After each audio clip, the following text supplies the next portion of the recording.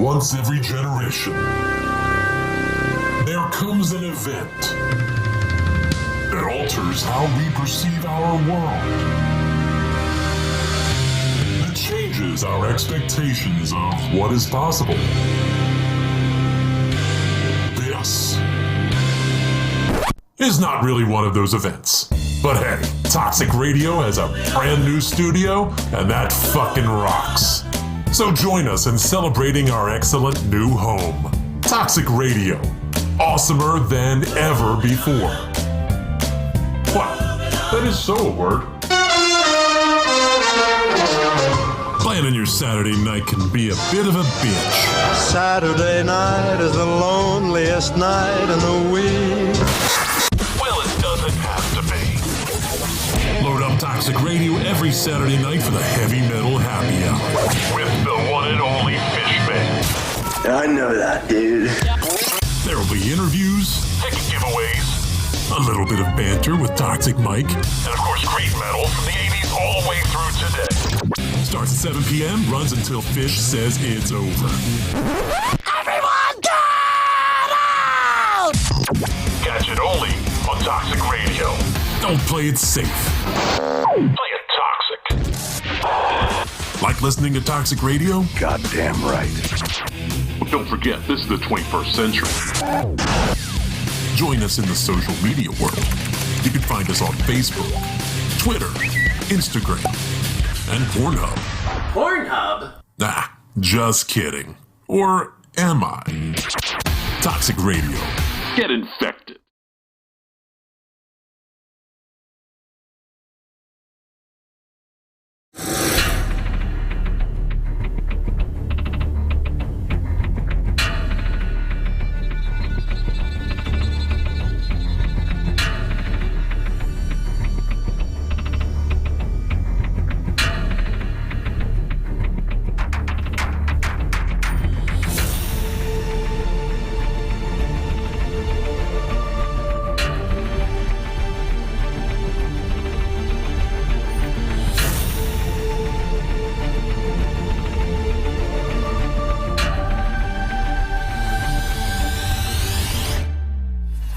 Welcome to Paradelphia Radio. This is Rick Pruitt once again here in the Toxic Studios. Mm-hmm. I'm here with Dougie Doug. Yes. He's come back for week 2 out of 3. I'm, as I said, I'm going to be consistent. But the week before last, because we didn't have a show last week, I totally forgot that it was Thursday. Like, I didn't forget it was Thursday, but I just, like, time ran out. So, yeah, that was my fault. As Meatloaf says, 2 out of 3 ain't bad. So I'm, again, consistently back. So 2 out of 3 ain't bad. There is of course I come running in last minute, and I know we're not a sports show, but I've been wanting to ask you what you think of the draft.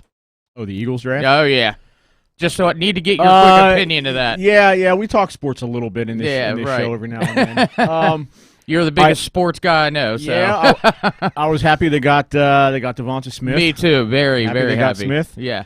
Heard some good things about the running back they got in the 5th round. Right. Gainwell, I think his name is. Yep, yeah. And the kid Dickerson they got with the 2nd pick is blown out his knee 3 or 4 times already. I saw that he's injury prone already, so he's well on his way to being pro. He's practically one of us now. Yeah, right. Yeah, limping around and shit. I don't know. We'll see. We'll see how it goes. Yeah, I mean, I thought it was quite all around. I thought it was a quite interesting, draft and everything. But I mean, I was definitely really happy that Devonta Smith that we got him. So we'll see how he does. Hopefully, can live up to his college. So yeah. Happy that sports in general and events in general are kind of coming back. I think exactly. Didn't they just release or up the numbers so you can have full stadiums now or something? Something about well, I mean, I know I think it's like state to state maybe right now, but I do know I read like all in all, I read that if once everyone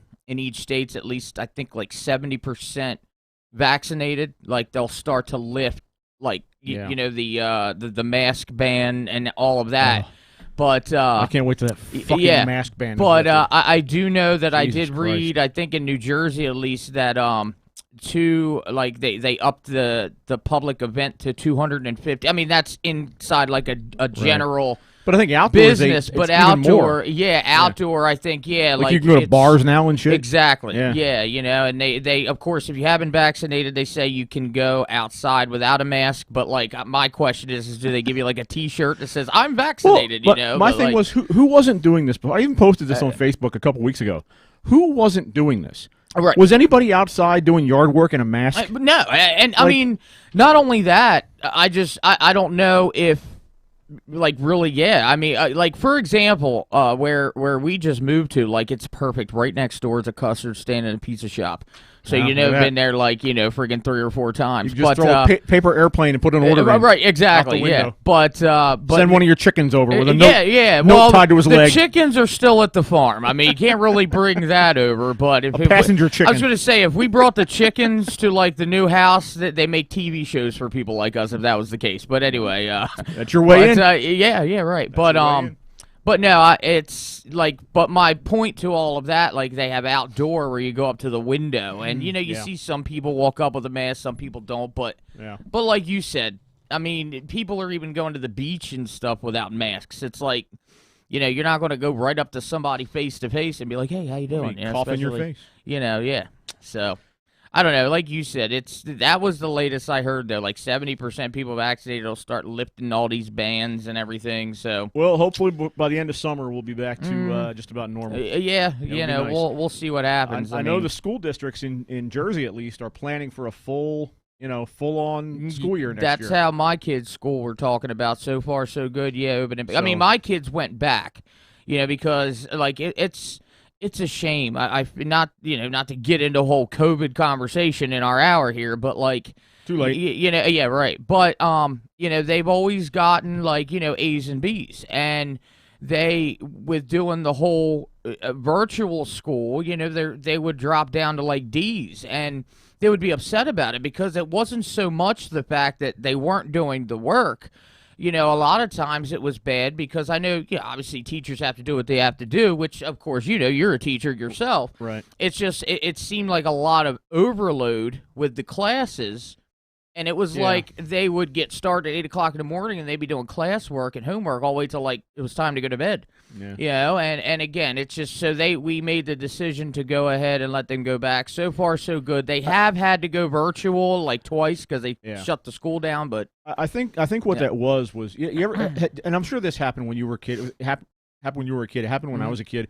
When you had a substitute teacher, and I know I've done this too. If I've had my own class, I would leave work for the sub that was like way more than what the kids would normally do that day. Right. It's because you don't want the kids to finish the work and then have just slack off. And the worst thing in the world is, and I know this from being a sub, to have the kids be done their work for the day and then be sitting there like, oh shit, what am I going to do with this entire class for the next 3 hours? Right. And then the kids get out of hand. So the teachers tend to leave more work than you could possibly finish in a day. Right.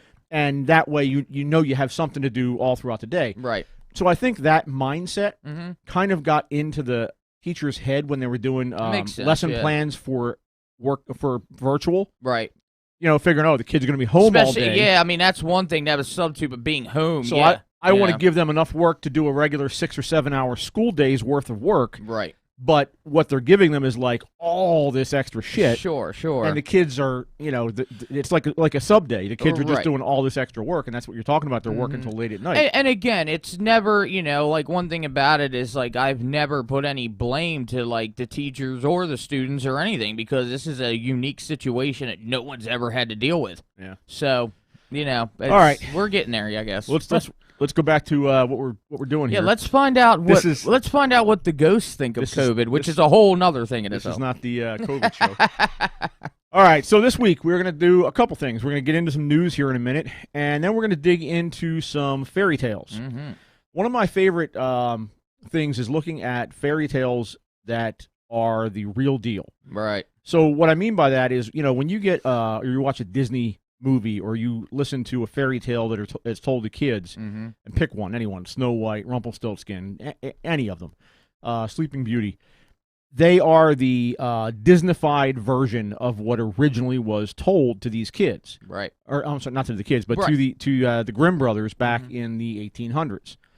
And it's funny because I just did what I teach in school is I teach partly what I teach is different countries' cultures. Uh-huh. So I just got done doing Germany, Okay. and I made part of the lesson the fact that fairy tales, or a lot of the fairy tales, came from people living in the Black Forest Mm-hmm. who told these stories to the Grimm brothers back in the early 1800s, and they wrote these folk tales and legends that lived with these people in the forest, wrote them down and dispersed them worldwide in their Grimm's Fairy Tales book. Right. But what I couldn't get into with a bunch of 6- and I was going to 7-year-olds say, yeah, right. was the real stories Right. of what these fairy tales actually said. So yeah, that's there's a fine line there. Right. Yeah. so if any of my kids are listening now, Yeah. this They're is like, you didn't you know tell what? us the whole thing? Yeah, you're going to have all kinds of questions tomorrow, you know. earmuffs. Yeah. Yeah. Mr. Pruitt, what's that mean? So, but yeah, some of these fairy tales, and I was surprised. Like I didn't know this myself until a few years ago. Mm-hmm. I mean, I didn't know they were like I didn't really give a shit growing up. Like when you get past a certain age, you don't give a shit yeah. about fairy tales. Oh, I'm more into weird shit now than I was back, when I was younger. Yeah, but what I'm saying is like But the yeah. fairy tales you hear when you're a kid, you get to a certain point where you're just like, well, I'm not going to hear Right. Snow White again. You know, Exactly. I'm 14 or whatever. You know, but when you get to be an adult and you kind of look back, and if you do look back and read what the true story is, these stories, it's pretty interesting. Oh, yeah. You know, it's kind of, not quite, but it's kind of when, like, you look at, Disney movies are a perfect example, where you notice as you get older, you didn't pay attention, like all the little dirty jokes they would throw. Into these movies, these kid movies, that you're like, wait a minute, I know what that means. Seven dwarfs, one woman, and one house in the woods. Right, your line of thinking is a little bit different. When you're 8, you're thinking, oh, that's cute. Yeah, that's when you're cute. 38, you're thinking, oh, all right, Yeah, what what we else got did going on they here? do in there? I think I saw this on Pornhub. Yeah, right, exactly. Yeah, I was going to say, that's Pornhub mentioned twice within the last 20 minutes. Yeah, right. The first commercial It was and a everything. commercial. Jeez. All right, so See what happens when we get around Mike? so let's dig into some news here. So a few of these news stories are they're mostly recent. A couple of these are from a few days back. But the first one I'm going to touch on here says a new study found that humanity could actually go on after a massive apocalyptic wipeout of the world population if only a few hundred survived. Oh. So all of these stories where they have these apocalyptic viruses like the Stand and back in the day when they had the nuclear threats and all that stuff. Wait for the first COVID movie, but yeah. yeah. As long as you had a couple hundred people left over, I mean, they had to find each other. Well, sure. If they're right. spread out, I mean, look at The across Walking the Dead world. still going on. I mean, there's more people getting involved, but still, yeah. But this speaks to, if this is true, then this speaks to how the human population propagated and got so big to begin with. Mm-hmm. Because you have you had something like probably 200 or 300 people. I'm just spitballing out there, but you couldn't have had that many Right. to start with in the world, and they had to find each other and populate and so forth. Right. But kind of like when tribes, when you go way, way back in ancient times. and life life was like that. life was harder back then. Right. We talked to Ron Murphy. We talked about werewolves around this time last year, and he was talking about how the werewolf myth started with these people who were basically hunter gatherers that had gotten caught up in the ice age, and they lived out in the the frozen tundra. And obviously, there were only a few in each tribe because you didn't live real long. Yeah, exactly. Yeah, life expectancy then was not quite what it is now. Right. Of course, that seems to be going down nowadays. Take COVID away, people used to live to be 100. 50 was the midlife. Well, now it's kind of like yeah. Yeah, that's something and I don't want to get too deep into it with this show, but that's something that we could talk about on a different show where you had. Well, if texts like the Bible, if texts like some other religious texts are to be believed, you had longer lifespans at one time for human beings, and that's been cut down significantly since a few thousand years ago. Oh yeah. All right, so talking about lifespans, Right. Using a 200-year-old fecal sample. Hey now. Dartmouth University researchers found that even the wealthiest and most educated people in New England in the early 1800s had tapeworms and other parasites and suffered from severe digestive diseases. Oh, okay. So and this makes sense. Well, absolutely. I mean, you didn't have sanitation then like you have now. Oh no, they used to dump buckets just out along the streets and everything. If Right, they still and, do, you know. Right, and I mean, even if you were wealthy, you still didn't have home indoor plumbing the way you do now. You didn't have the understanding even of bacteria. Well, no, I mean that wasn't something again you thought about because it just wasn't present at the time. It was crazy to think there were little microscopic bugs on your hands. Yeah, right. You wipe your ass, you go make dinner. Exactly. You know, I mean, What do you mean my hand's dirty? There's nothing on my hand. Again, not getting too deep into things, but again, that is why. Yes, life expectancy back then, wasn't like that, but that's what builds immunities. That's what builds immune systems. Not saying you want to go wipe your ass and cook dinner with it, but Doug is saying everyone go wipe your ass and cook dinner. Yeah, exactly. But I mean, I'm sorry. Yeah, I'm sorry. Mike that's knows why, all about this. Yeah, hey, remind me not to eat after any Mike's cooking. We've actually had conversations. But like again, that also builds an immunity. It's kind of like a catch-22. It'll help build an immunity, but yet you have these diseases. So So cat lovers, listen up. For those of you who enjoy watching cats play with and hide in boxes, but don't have a box handy, cognitive ethnologists at the City University of New York found that cats will also sit in a visual representation of squares on the floor. Okay. Now, I have actually seen this. We have cats. Yeah, that's what I was getting ready to ask you, yeah. So if we have sunlight coming into the room, the cats will lay in the sunlight. Now, I assumed that what they were doing was laying there for the heat. That's what I've always thought, right. But I don't know now that I read this. Maybe they're sitting there for the fact that it's a square, like the window's a square.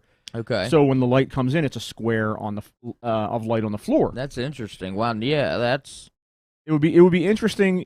What I ought to do is take... I'm thinking about this. Light. I may actually do this. Do like an experiment. Take with tape. Oh yeah, okay, and just tape a box on the floor and see if they just see if any of the cats lay in the box. This could be an experiment. I was going to say you're going to go. You're going to tell Taryn or something like that. She's going to be like, "Why are you taping squares?" You'll be like, "Well, Rick's had it. He's time to commit him." Mike is showing us kitties on the screen here. Yay! Look at that. That's pretty. That's not a square though. That's a cat in the fishbowl. These are not intelligent cats. Wait, it's climbing it. See, this is why you have to watch on YouTube and Facebook. But where you were sitting there, look, he looks pissed. But anyway, where you were saying, if you're listening, you go to Toxic Radio Facebook page, you can see that like it's like they're going to jump into, like you said, a box or a thing. It's just like something to do with fat chicks. ass that can't get in the box.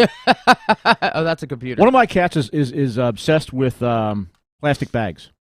Oh, really? Oh, yeah. She chews plastic bags. Well, see, we have two cats, and our one cat, the one just doesn't. Our black cat, Onyx, just lays around. The other one, Tori, like I feel like she's terrified of him because she'll go to attack it, but then almost like I guess the noise or something like that, you would think it like talk back and she'd go running and taking off. You ever seen them get something stuck to them and they go running through the house? But yeah. That's fun. That's always fun.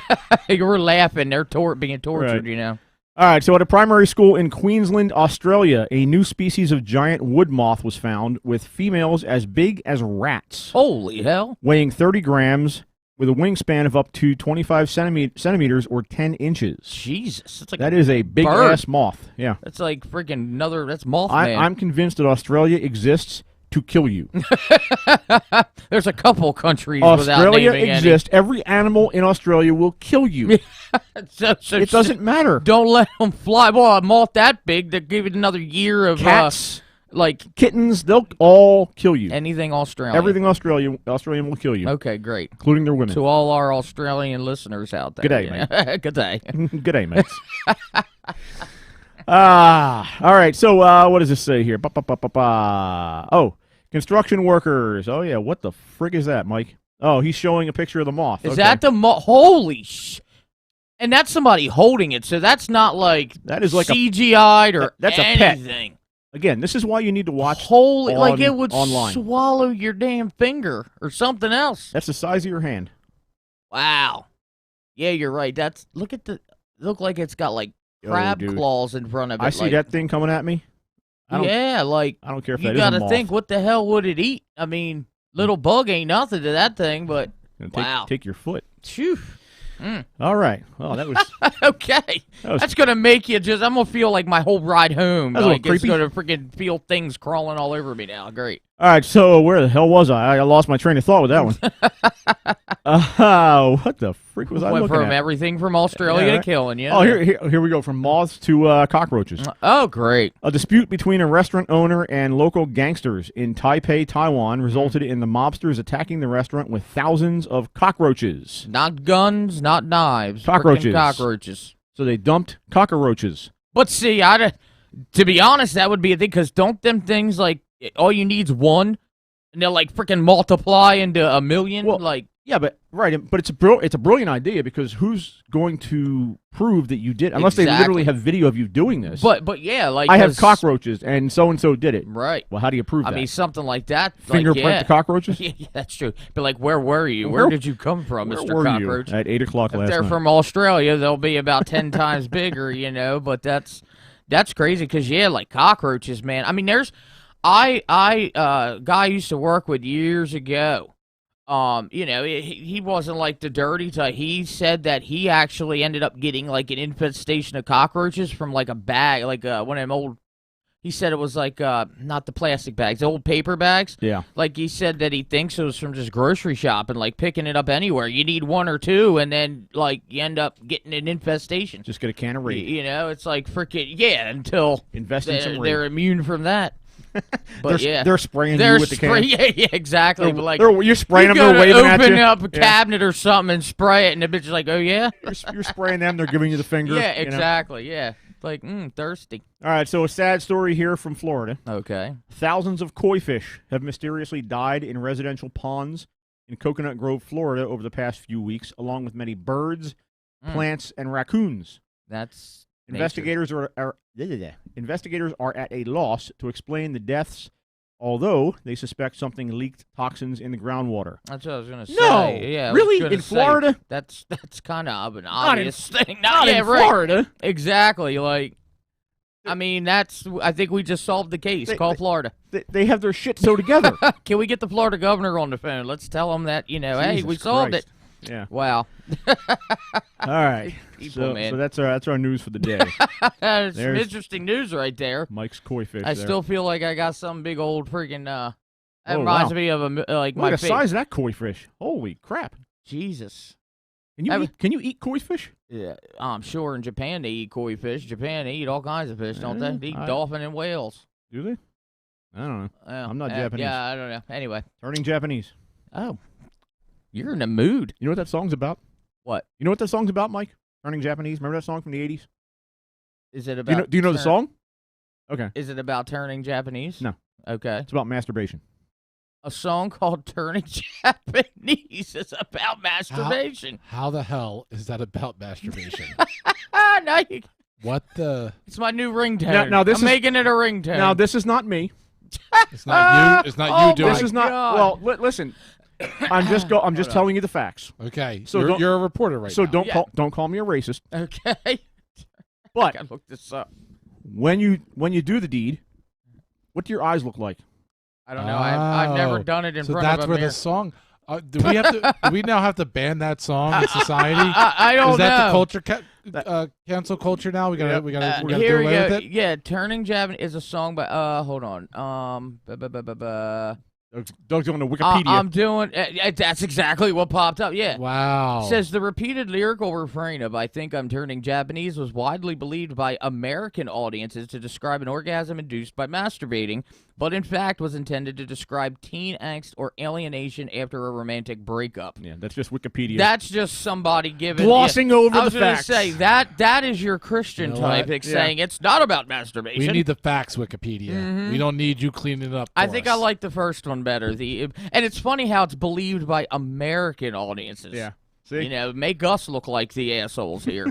but it's intended to describe after a romantic breakup. Technically, that could go hand in hand because get it hand in hand. Get it? Anyway, Get the joke? but anyway, that could be the same thing. After a romantic breakup, instead of makeup sex, you're having makeup sex with yourself. I guess. wow, Go to the. that's not a Pepsi, is it? I think. I don't know. It's got a weird square top on here, so I don't know. Anyway, All right. we're in moods. This We is are a in fun moods. Thursday. It's a weird Thursday. I was gonna say it's not Cinco de Mayo, right? Break Oh, out no. the tequila. It's Cesa de Mayo. They're never not weird. All right, so we're gonna get to our main topic here. So fairy tales. I'm afraid to because after our news Yeah. so Oh, this is far, gonna get worse. This is going to get This is even only more. gonna get- it's only going to interesting. go downhill from here. So fairy tales. So obviously we've all grown up with these fairy tales from Disney and stuff you're told in school. Mm-hmm. And these tales have been taken from the original texts that were written down by the Grimm brothers back in the early 1800s. Mm-hmm. And those stories were taken from legends and folk tales told to them by residents of places like the Black Forest in Germany. Right. All right, these rural people that had these legends and folk tales that they told and retold thousands of times over generations. Mm-hmm. Nobody in the world knew these stories, and the Grimm brothers went in there, they wrote down the stories, published their fairy tales book, And and Disney all of a sudden stole them. the whole world and they published the truth. Like they published what we're going to talk about. Right. But obviously when and I don't know how, like, what I'm curious about is how you can revisit this question at the end of the show when we finish talking about this and you hear some of these stories. But my thought is, hearing some of these stories, how do you hear a story like these and go, hang on, let's tell this to kids?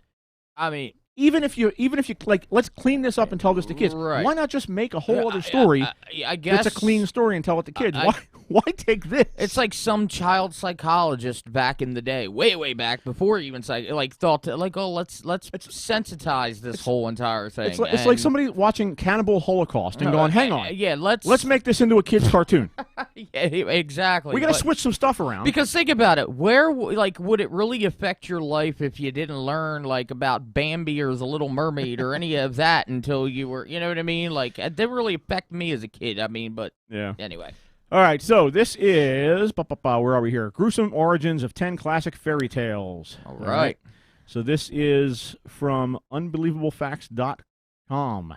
First one they talk about is Cinderella. Mm. All right, Cinderella. The Cinderella cleans the was house. She gets dissed by her sisters and stepmother. Goes to a party. They go to the anyway, ball. She follows them. She gets a fairy godmother. Goes to the ball. You know the whole story, Loses a shoe, and the Loses prince a shoe. finds a shoe, and right? Mm. Looks over the whole country for this one. He should have just went to Facebook and looked her That's up. some but, dedication there. What, to find a Like- shoe and go around? I've never everybody? liked the chick that much that I go traipsing through the forest looking for. Be like, whatever. is this your shoe? Is this your shoe? Ah. One of the most well-known early versions of Cinderella was recorded by the Grimm brothers. The most surprising difference between this story and the modern version of Cinderella was the way it ended. Okay. This Disney movie ends with Cinderella and the prince getting married, riding off in a carriage, and the now famous words, "and they lived happily ever after," appearing on screen. Famous words. In the Brothers Grimm version, the story ends by focusing on Cinderella's evil stepsisters getting their just desserts. During Cinderella's wedding, doves peck out her stepsister's eyes. Oh, shit. And the story concludes by noting that they had to endure blindness for the rest of their lives. So they left out that little tidbit right Yeah. there. Another gruesome detail left out in the modern version of the story is that the stepsisters cut off their toes and heels Oh. in an attempt to fit into Cinderella's slipper and fool the prince. See, details like that doesn't seem... I mean, I guess you So- look at nowadays to compare to back then.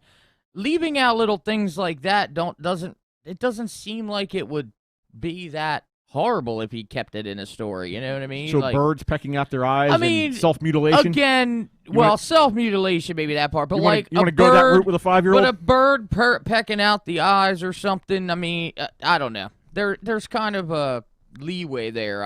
But again, I'm thinking back.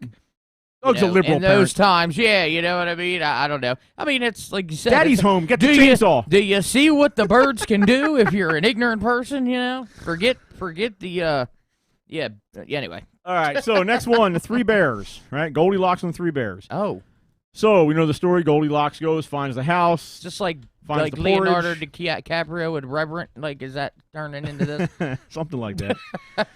Today, the fairy tale of Goldilocks and the Three Bears is all about finding something that's just right. But early versions of the story had a moral. The story was meant to teach a lesson about the hazards of exploring unknown territory and using the possessions of others. Originally, the main character was an old woman who was ugly, dirty, foul-mouthed, and inconsiderate. You bastard bears. In one early version, when the bears got home, she tries to run away and breaks her neck. Oh. In another version, the bears throw her on top of a cathedral, and she gets impaled on the steeple. Okay. See, I've always wondered about that story, is like where she ran away. Like, I have always thought to myself, like, well, why wouldn't the bears just like kill her and eat her for going through their stuff? They like to porridge. I know, but you know, when a human's going through it, a human, that's meat right there. They were porridge bears. You know, they were vegetarians. Okay, gotcha. But yeah, that's wow. So she got impaled or ran off, and it was an old foul-mouthed woman. Foul-mouthed woman. So it wasn't even a little girl. It was a foul-mouthed woman. It's like, these bastard bears. That shit's too damn hot. Notice how it's always the women. Yeah. See. I mean, that was. This is not sexist. We're stating facts. I'm joking, but I'm not joking because that was, these fairy tales. They kind of fall in line. We've talked about things like you got like you said, evil stepmother, evil stepsisters, and we've talked about things like the Salem witch trials, where you have the people that were accused were these women, not only women, but fringe women around society. Exactly. There was only one man who was accused in the witch trials. Right, yeah. and witch trials in general, all through the Middle Ages. Yeah. You had these. They were mostly women, and they were women who lived on the outskirts of society, either old hags or old maids that didn't get married or were widowed, or younger women who tended to either be more masculine or be more domineering in their personality. Right. Those were the women. If you stand up for yourself, if you are any type of a feminist, I was going to try and find another word, but feminist is one of the words. Yeah, you're right. Yeah. You were burned at the stake. And again, I like what you're saying. I think it's because again, when you look back at those days, the only role that the women had was to be home, to be the homemaker, or take care of the house, obey the men, and again take care of the kids and have the kids. So again, like you said, anything they did beyond that was, oh no, there's evil to that. So all right, so next one we're gonna look at here is Red Riding Hood. All right? Really? The wolf fools Red Riding Hood into eating her grandmother and then tells her to get naked before coming to bed. He's a perverted. This is the story. Perverted. So in some early versions of the fairy tale Little Red Riding Hood, there was no huntsman to come and rescue There was no huntsman to come to the rescue, and no happy ending. Little Red Riding Hood was simply fooled by the wolf, posing as her grandmother, and ends up getting eaten. Early versions also had some sexual connotations, as the wolf asked her to remove her clothes and throw them in the fire before getting in bed. In many early versions, the wolf also fools the girl into cannibalizing her grandmother. Oh, shit. As the wolf saved some of the meat and blood for the girl to consume. Wow. The earliest known printed version was recorded by Charles Perrault in 1697. This version ended with an explanation of the moral. It said that children, especially young, pretty girls, should not listen to strangers. It also warned girls to be aware that the most dangerous wolves often disguise themselves as gentlemen until they get what they want. Now, that one I think is my favorite so far, because I can get that. Like, that, again, this all symbolism of, that makes sense, because you have a wolf tricking, this little girl.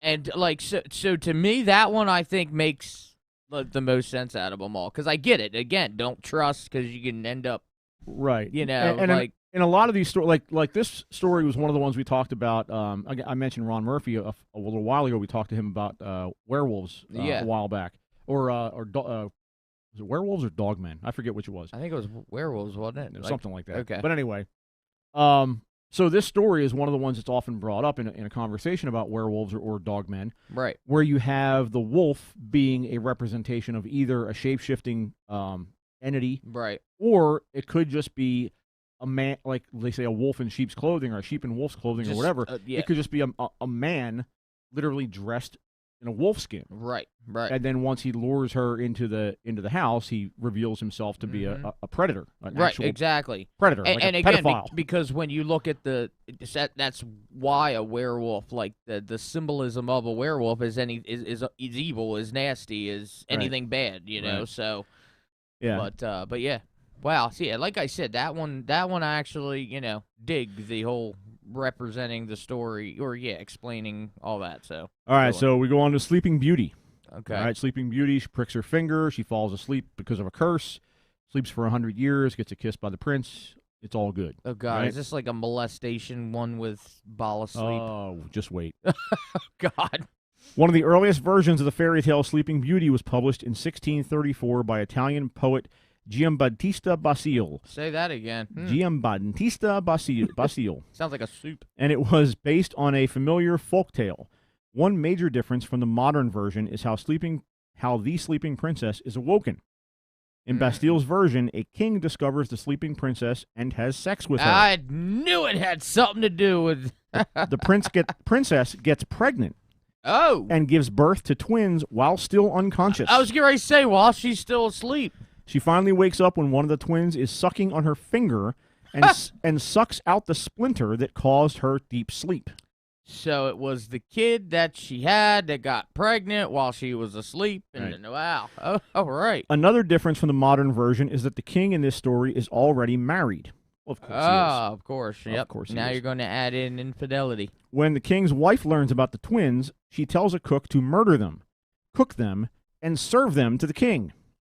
Now this took a turn. The cook fools the king's wife by serving 2 lambs instead.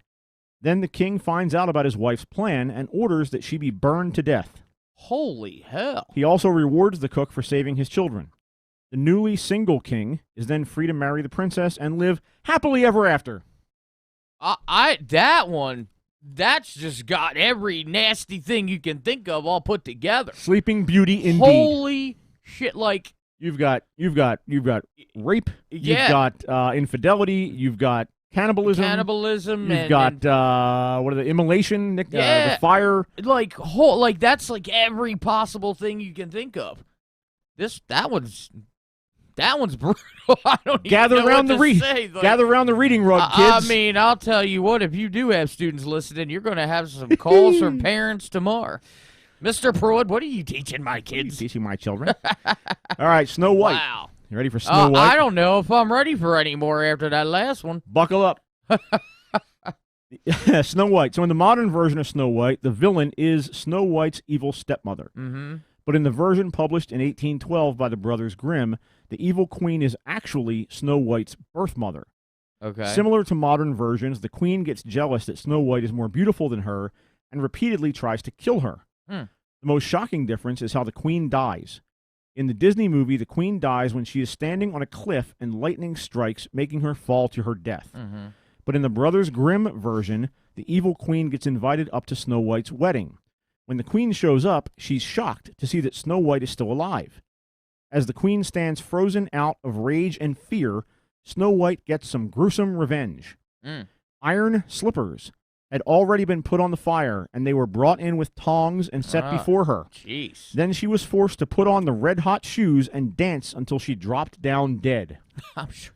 Gee, so you The got queen some gets a hot foot. I'm telling you what. Wow. Still, that's not like you said. This is like a top 10. Top 10. And, We're only on number 5. like. I don't know. I still say. I mean, of course, you know, you still have more to read, but I still say that last one Sleeping freaking Beauty. need to be one. But Yeah, wow. I've actually heard this one before. Yeah, this was actually a torture device they used on witches. What, back in the day. Oh, the hot iron the hot foot. foot. Really? Iron Oh, foot, yeah. wow. Okay. They would take they were iron slippers, like it said, Right. and they would heat them up in a fire And make them. and then put them down, and you had to put your feet in them and walk Phew. until you confessed. I mean, I wonder how long it would take Apple to do. I mean, That'd be something like that. I can't. That kind of reminds me of Game of Thrones with the one. What's her face's brother The dude when he that got when he dumped the hot iron or whatever it was iron on on his his face or Yeah. his head and everything. Yeah. Wow. So, and it says dance until she was dead, drop dead. But here's the thing: you're not going to drop dead from your No. foot burning. I mean, if anything, you would drop dead because you literally. you might have a heart attack. I mean, yeah, or go into shock from the pain Right. or whatever. But You might have that, but you're not going to drop dead from that. right.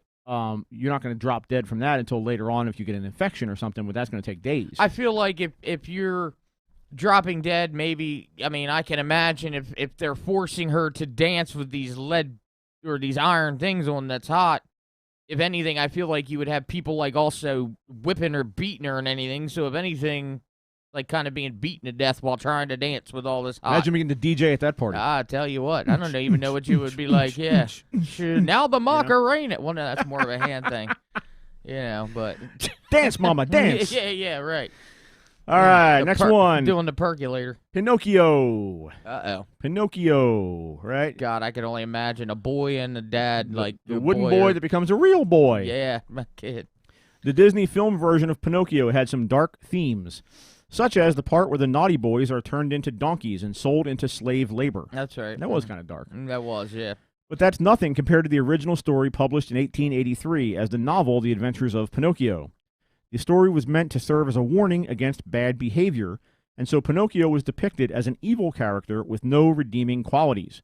For instance, Pinocchio starts kicking Geppetto as soon as the carpenter has finished carving his feet. Once he's fully built, he laughs in his creator's face, steals his wig, and runs away. The police then find Pinocchio and assume he was being mistreated, so they put Geppetto in prison. Pinocchio then returns home and kills the talking cricket that has lived there for over 100 years. Eventually, Pinocchio gets what's coming to him as his enemies hang him from a tree. His death is described in vivid detail. And I quote, "Wind began to blow and roar angrily, and it beat the poor puppet from side to side, making him swing violently, like the clatter of a bell ringing for a wedding. And the swinging gave him atrocious spasms. His breath failed him, and he could say no more.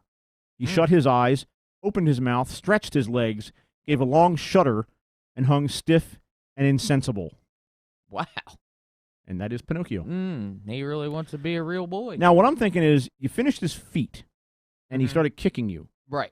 Maybe you don't finish the rest of the puppet. Yeah, I was gonna say maybe you should just Maybe you take the feet back off and call it a day. Yeah, I was gonna say you should just be done with it at that point. And there's Pinocchio delivering the Karate Kid. Oh shoot, yeah. The Karate Kid crane move to Geppetto. Meanwhile, of course, it's kind of like, let me finish it, even though he just freaking, Karate Kid me. All right, number 7 is The Little Mermaid.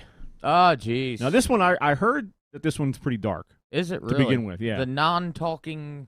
Okay. The mermaid. Go for it. So the mermaid comes out of the water. She wants to be a real person. It's a lot like Pinocchio. Wants to be a real human, real girl. Right. Grows feet. Well, she has to give up her singing voice. Give up her singing voice. That's what it is. Able, she can't sing, so she grows feet. From the fat ass Ursula. Goes after the prince. Yeah. All right. So The Little Mermaid was published by Hans Christian Andersen in 1837. In the original story, the Little Mermaid learns that mermaids don't have souls and dissolve into sea foam when they die, while humans live on forever in the afterlife. Which makes sense. Mermaids are supposed to be some nasty bitches. So she decides she wants to become human. So that's why she wants to become human, because she realizes humans go on to an afterlife and she does not. She doesn't want that nasty. In order to obtain a soul, she has to win the love of the prince and marry him. That way, part of the prince's soul will flow into her. Her grandmother warns her if the prince marries someone else, she'll die and turn into sea foam on the day after the wedding. Oh. When the Little Mermaid and the prince meet, he is mesmerized by her beauty and loves watching her dance. The last part is unfortunate, because the mermaid's human legs give her excruciating pain with every step, making it feel like she's walking on sharp knives. They missed that on the movie. In the end, the prince decides to marry someone else. The Little Mermaid then has a chance to become a mermaid again by killing the prince with a sea witch's knife and letting his blood drip on her feet. She's about to kill the prince as he sleeps next to his new bride, but at the last minute she decides not to go through with it. So she dies and turns into sea foam. In the original version, the story ends there. Okay. But the author later revised the story and added a happy ending. After the Little Mermaid dissolves, she becomes a spirit. She learns that because of her selflessness, she's been given a chance to earn an immortal soul for herself. To do that, she has to perform good deeds for mankind for 300 years. Maybe that's how, like, the Tooth Fairy or something, She is now the Tooth Fairy. But, I mean, talk about doing all that work and ends up, like where you said she did all that work just to end up dying into sea foam anyway. Mike's putting up some classic pictures here. But, holy hell. It's Actually, like... I would hang that on the wall. And look, at the top it even says Disney. But Disney zombies. Yeah. But yeah, I mean, like you said, if they're doing all that shit just to end up turning into sea foam. So I can see why he wanted to add a happy ending, if that's what you want to call it. But he sounds like it was kind of like she ended up having to be some kind of slave in the afterlife. I wonder why he revised the ending. Again, maybe just because of what I said, the fact that it was kind of like, well, after it was all said and done, it ended up the same way anyway. People were pissed. Yeah, it's kind of like that's how you. It's almost like the end of a bad movie. You're like, that's it. All right. Yeah. All right, number 8, the Frog Prince. All right, the Frog Prince. In most versions of this fairy tale, a princess accidentally drops a golden ball in a pond, and a frog offers to retrieve it in exchange for a kiss. When the princess kisses the frog, it magically transforms into a handsome prince, and they get married. The moral of the story seems to be that if you keep your promises, good things happen. But some scholars say the story is really about a young girl maturing and getting over her fear of male genitalia. They say the frog is a symbol of a penis. Okay, of all the animals, not an eel or anything. And in the early versions of the story, the princess promised to sleep with him. But she finds the frog so disgusting that it's difficult for her. Hard to believe. Oh, man. Once she gets over her disgust, she lives up to her promise and accepts him in her bed. Then she's rewarded with a husband. Now that's my second favorite. So the princess literally screws a frog. And it sticks. The whole story is to get women to get over freaking male genitalia. Getting over that male. is freaking. That's. I'll never see these movies again. So fear of penises leads to her sleeping with a frog. And again, I mean, I guess I could see a frog, but of all the animals you could pick, ugly frogs. Maybe she thought it looked like a frog. I guess. That's a good one. I like that one, too. Of course, if that was the case, I don't know how many frogs or penises she ever saw. I was going to say, I mean, just what in the right mind just maybe thought of like, frog, penis. Right. That's good. All right, number 9, The Fox and the Hound. Okay. Fox and the Hound. In the story based on the novel published in 1967. In the Disney movie version, it's a story about friendship. Wow, that's only 19... Sorry. Yeah, it was not that long ago. I thought it was older than that, anyway. Copper the Hound becomes friends with Todd the Frog and prevents his master from shooting him, and everyone lives happily ever after. But things don't go so well in the novel. Instead, the fox lures one of the hunting dogs onto the train tracks, so it gets killed by the train. Jeez. Copper and his master spend years hunting the fox to get revenge. Eventually, Todd dies from exhaustion after being relentlessly chased by Copper. By this point in the novel, Copper's master is a rundown alcoholic who's preparing to move into a nursing home where dogs aren't allowed. Oh. So he takes Copper outside and shoots him with a gun. Okay. I mean, and they all live happily ever after. I was going to say, that's a pretty cut and dry one right there. I mean, that is a story with no redeeming qualities whatsoever. I mean, yeah. Everybody dies. Nobody gets a happy ending. It's just like, yep, I'm a drunk, kill my dog, and that, that's a cut and dry one right there. The fox dies from exhaustion. I mean, that's kind of like a story of life, I guess. Story of life. Yeah. Not sure whose life. I don't know, but, close enough to the rest of them. And we wrap up with Peter Pan. Oh, man. Now, this one I've heard quite a few things about. We'll just read this and we'll get into it a little bit. Okay. Peter Pan was originally a play that premiered in 1904, and the playwright also turned the story into a novel that was released in 1911. In that version of the story, it's implied that Peter would sometimes kill the Lost Boys if they grew too old. In the novel, staying in Neverland only slowed down the aging process. It didn't completely stop it. The boys on the island vary, of course, in numbers as they get killed and so on, and when they seem to be growing up, which is against the rules, Peter thins them out. Just something they can help. Thins the herd. The story also vaguely implies that Peter would disfigure the Lost Boys to get them to fit into their hideous hideouts, Jeez. inside hollow trees. Bring me your leg. You simply must fit, but if you are bumpy in awkward places, or the only available tree is an odd shape, Peter does some things to you, and after that, you fit. Jeez, he was a prick. But this didn't mean that Peter Pan was evil. Oh. Instead, he was depicted as an innocent character that couldn't understand the consequences of his actions. In order to stay childlike, Peter Pan had to always live in the moment. He would do whatever occurred to him at that time and forget about it immediately afterwards. In this way, the story showed how it's important to eventually grow up. So it was kind of like the movie 50 First Dates. Yeah, okay, all right. Only yeah, with yeah. Peter Pan. Except he And blood. woke up. Yeah, I mean, be cutting off the Lost Boys, arms and legs or whatever, just to be able to. Right. And with what you said, and then right before you told that one, like I never knew any of the details, but something tells me I have heard there was some darkness to that story. Like also, I mean, Well, I didn't think The thing quite I was like referring, that. the thing I was referring to is Peter Pan is often associated with fairy stories. Mm-hmm. Peter Pan, Right. if you think of it, is a fairy, Right. and there are many stories in history where people are taken to fairyland Mm-hmm. through a portal, by eating food offered to them, different ways, by Hence- by standing in a fairy circle, Right. and these are the stories where people disappear for years Mm-hmm. and come back and think that they've only been gone for a couple of hours. Much like with Wendy and the other two, Right. and they flew, which was I think the second star on the left, all the way till morning or something Yeah. like that. So and again, this is the I remember that. is this fairy tales? I'm sorry, is this fairy lore? Right. Is this UFO abductions? Yeah. Second star on the left, go till morning. Go till you just said morning. it a second ago. Yeah, yeah. right? That's why I said I can't believe I remembered that. But yeah, like So there's a lot of questions about what the origin of this story really truly is. that's interesting. Yeah, that's an excellent point. Yeah, like it could have like you said, many different reasons behind it. Yeah. It's just all I guess how you interpret it, but you could interpret it Yeah. in any way you look at it. Right, and you know? and Peter, and you have that moral of, he's living in the moment to moment, and he's just doing whatever he does. I mean, kids do that.